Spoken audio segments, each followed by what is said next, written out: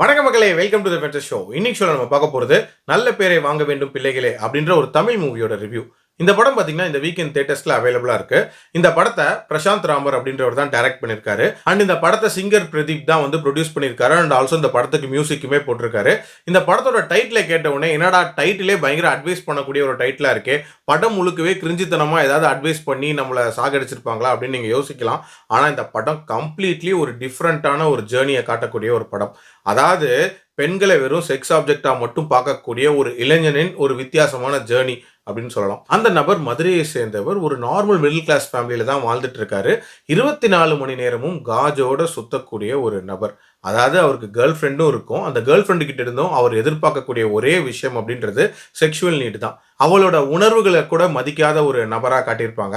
அதே நேரத்தில் அவர் பல பெண்களோடையுமே வந்து இதே விஷயத்தை எதிர்பார்த்து பழகிட்டு இருக்கிற மாதிரி காட்டியிருப்பாங்க. ஸோ இப்படிப்பட்ட நபருக்கு ஒரு புது ஃப்ரெண்டு கிடைச்சிருப்பாங்க. அந்த ஃப்ரெண்டை பார்க்கறதுக்காக வந்து மயிலாடுதுறைக்கு இவர் வந்து கிளம்பி போவார். மதுரையிலிருந்து தன்னோட ஃப்ரெண்டோட அந்த பொண்ணுகிட்ட இருந்தும் செக்ஷுவல் நீட் அப்படின்ற ஒரு விஷயத்தை எதிர்பார்த்து தான் போறாரு. அந்த டேட்டிங் ட்ரிப் எப்படி அமையுது, அந்த ட்ரிப்ல இவருக்கு என்ன மாதிரியான மனமாற்றங்கள் உண்டாகுது, கடைசியா என்ன ஆகுது அப்படின்றதான் இந்த படத்தோட கதை.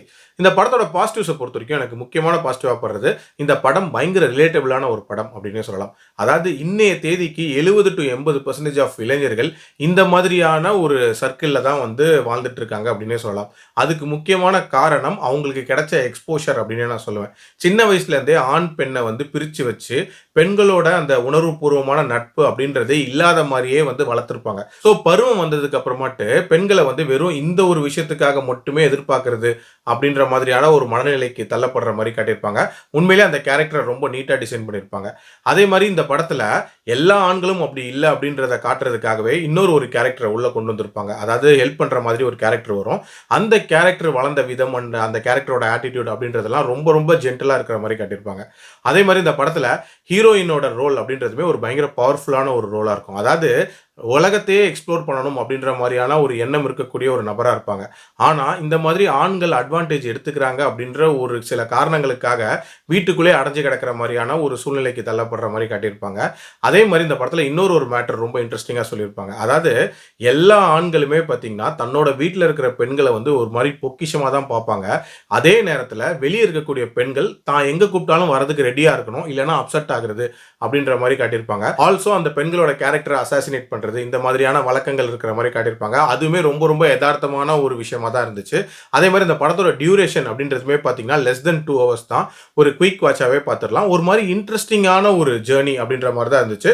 நல்ல டென்ஷன் அப்படின்றதுமே வந்து இதில் பில்ட் பண்ணியிருப்பாங்க, என்ன நடக்க போகுது அப்படின்ற மாதிரி. நெகட்டிவ்ஸை பொறுத்த வரைக்கும் பார்த்தீங்கன்னா எனக்கு இந்த படத்தோட எண்டிங் அப்படின்றது கொஞ்சம் அப்ரப்டா முடிச்சிட்டாங்களோ அப்படின்ற மாதிரி ஒரு ஃபீல் கொடுத்துச்சு. இன்னும் கொஞ்சம் லாஜிக்கலான ஒரு எண்டா முடிச்சிருந்திருக்கலாம். அது மட்டும் இல்லாமல் இந்த படத்தில் தேவையில்லாத சில காட்சிகள் அப்படின்றதும் இருக்க தான் செய்யுது.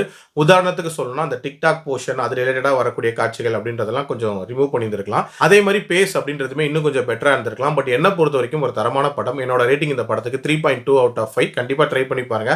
அடல்ட் கண்டென்ட்டை பொறுத்த வரைக்கும் மைல்டாக சில காட்சிகள் வருமே தவிர மற்றபடி பார்க்கலாம். மீண்டும் அடுத்த விமர்சனத்தில் சந்திக்கிறேன். நன்றி, வணக்கம்.